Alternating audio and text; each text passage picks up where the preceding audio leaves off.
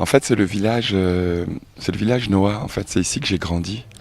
Je suis parti d'ici, j'avais 12 ans pour aller jouer, tenter de faire une carrière de joueur de tennis. Et ça a fonctionné au-delà de mes espérances. Et après, en fait, je suis parti il y a 48 ans quasiment. J'avais 62 ans bientôt.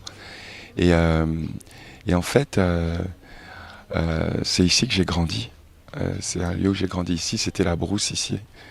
Quand j'étais enfant, on allait prendre l'eau à la rivière à côté. On n'avait pas d'électricité. J'ai grandi ici. Et le souhait de mon grand-père et de mon père, et le rêve de mon grand-père et de mon père, c'était de conserver cette, cette parcelle de terrain pour les générations à venir. Donc mon grand-père l'a donné à mon père qui l'a amélioré. Et maintenant je l'améliore pour mes enfants et mes petits-enfants. Afin que quand ils viennent au Cameroun, ce sont tous des petits métis, certains carteront. Mais je pense que c'est important pour les enfants qui viennent de différents pays, d'avoir aussi des points de repère pour leurs points de repère. Et pour moi, c'est vital d'avoir un lieu comme ça pour mes enfants et pour mes petits-enfants, afin que quand ils viennent au Cameroun, ils aient leur lieu à eux. Et voilà, donc je le fais avec passion, avec amour. Et voilà, j'ai fait ce village qui est toujours en évolution. Et ça a un sens pour moi en tout cas. Je pense que lorsqu'on part, et comme c'était mon cas, ce qui manque, c'est la culture. Il y a deux choses, c'est la culture. On est un petit peu déstabilisé parce qu'on se retrouve face à des cultures différentes. On doit s'adapter à des cultures différentes. Mais aussi, ce qui manque aussi souvent, c'est la nature, préserver la nature. Tous les arbres qui sont ici, de cette partie de ce qui est devenu un club, sont des arbres que papa a plantés. Et moi, je vais continuer en plantant les arbres de l'autre côté. Euh, on était entouré de la brousse ici. Maintenant, on est un peu entouré de la ville. Et c'est comme un oasis au milieu de la ville. Et c'est ça que je veux préserver. Quel que soit le prix du terrain, c'est quelque chose qui n'est pas négociable. Ça coûte plus cher que tout. Parce que c'est un lieu où je verrai très rapidement voir mes petits-enfants gambader. Et pour moi, ça n'a pas de prix. Voilà, c'est un peu le sens de de ce qui se passe ici. Et bien sûr, je veux garder une touche locale. C'est pour ça que tous les bâtiments sont recouverts de paille qui viennent du Nord Cameroun. Je veux qu'il y ait justement ce sentiment de dépaysement pour ceux qui viennent de l'étranger. Parce que beaucoup de gens disent ah ben on va aller dans le club de Yannick. Et puis s'aperçoivent qu'en fait ils découvrent un peu le Cameroun même s'ils sont dans une ville. Et mon choix, tout en mettant des petites touches artistiques parce que il faut être un petit peu fou quand même, il faut pas être trop sérieux. Bon, dans un premier temps, j'ai trouvé que moi j'ai une vie assez intense, que ce soit au niveau avec le tennis, après avec la musique, c'était beaucoup sur la route tout le temps, beaucoup en mouvement tout le temps. Et pour moi, la pandémie, pour moi, j'ai eu cette chance de pouvoir être dans un endroit où j'avais suffisamment d'espace en France. Et en fait, pour moi, ça a été une chance, une opportunité. Par la force des choses, j'ai été obligé de mettre un petit peu toute ma vie, toutes mes activités sur pause. Et là, je me suis posé la question sur le sens de ma vie, où est-ce que j'allais, où est-ce que je voulais finir mes jours, où est-ce que je voulais continuer à vivre les dernières années ou les dernières décennies, j'espère le plus longtemps possible, mais voilà où. Et comme on était vraiment bloqués, enfermés, j'étais avec une de mes filles, on s'est dit il faut qu'on aille au Cameroun. Et on est arrivé ici, on a décidé ça un soir, 2 jours après on était ici. Et tout d'un coup, ça a été comme une décharge. Pour moi, c'était évident que c'était ici que ça devait se passer, que je devais continuer à faire quelque chose. Voilà, mon avenir, il était ici. Ça n'empêche pas que je retourne en France souvent, j'ai tous mes amis là-bas, mais j'ai une partie de ma famille ici. Et, euh, et du coup, mes journées, c'est finir le village que vous avez pu peut-être visiter, continuer à faire en sorte, mettre des équipes en place. Bon, il y a tout un aspect technique quand on a une entreprise aussi importante, mais surtout vivre avec les miens, quoi. Reparler, réapprendre ou apprendre le dialecte à nouveau que j'avais oublié, ressentir un petit peu cette partie de moi qui est camerounaise que j'ai mis de côté pendant très longtemps. Et puis la canne, quoi. Et la canne qui a, il y a un tel potentiel de bonheur quand l'équipe joue ici, c'est tout le pays qui joue. Quand l'équipe gagne, c'est tout le pays qui est heureux.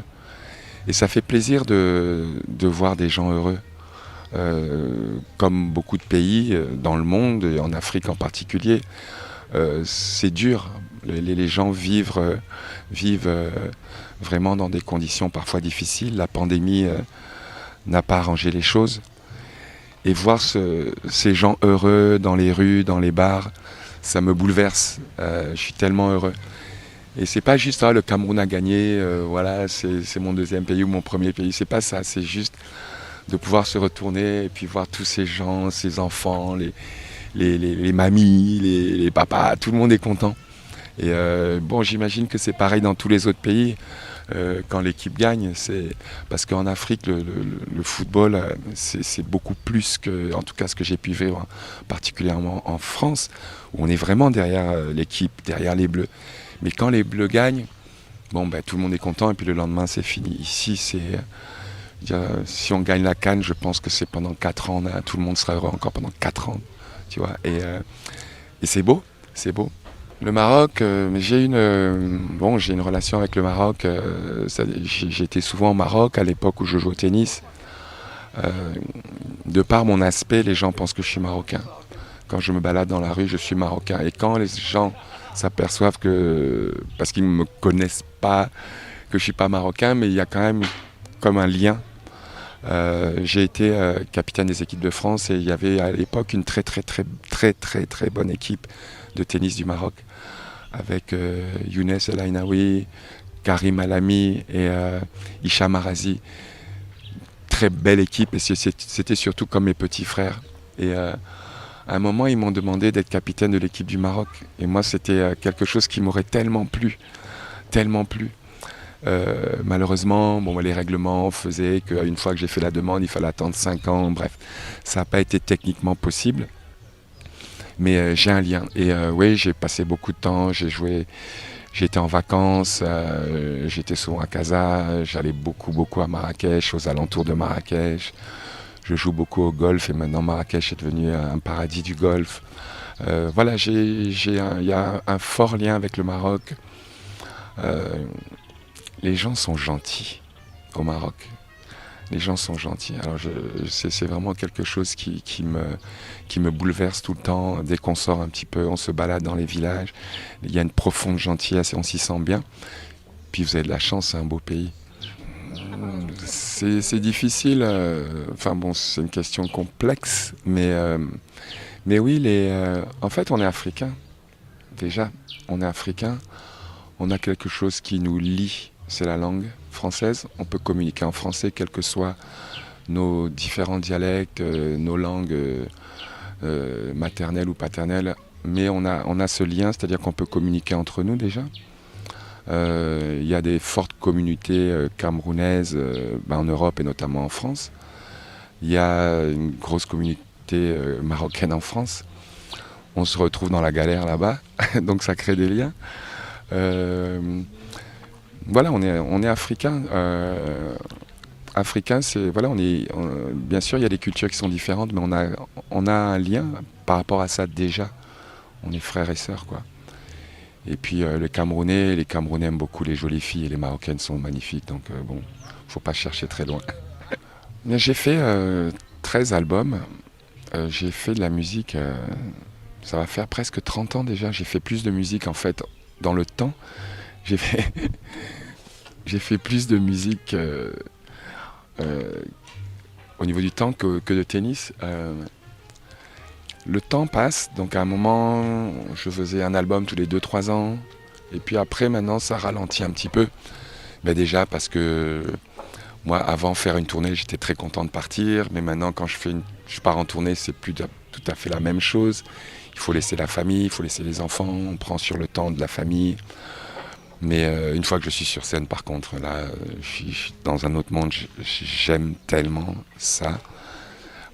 J'adore le chant, j'adore la musique, j'adore chanter, j'adore l'échange avec les gens.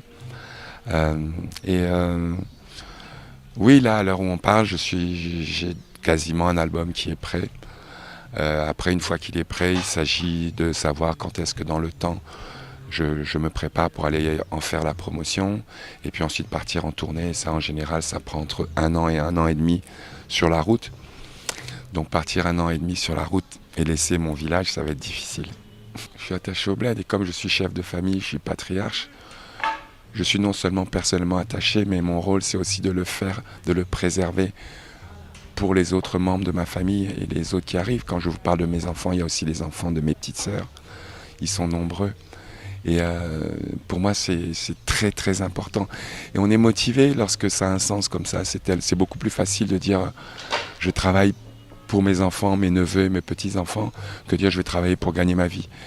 Bien sûr, il faut gagner sa vie, mais là, ça a vraiment un sens. Et oui, je suis très très attaché à cet endroit. Vous savez, ici, on a une tradition, c'est que les ancêtres et les parents sont enterrés sur leur terre. Mon père, il est enterré à côté, là. Moi, je vais voir tous les matins mon père et je discute avec mon père. Je suis en connexion avec mon père. Quand vous arrivez ici, vous voyez l'endroit ici, il y a mon père qui regarde. Mon père, il est présent.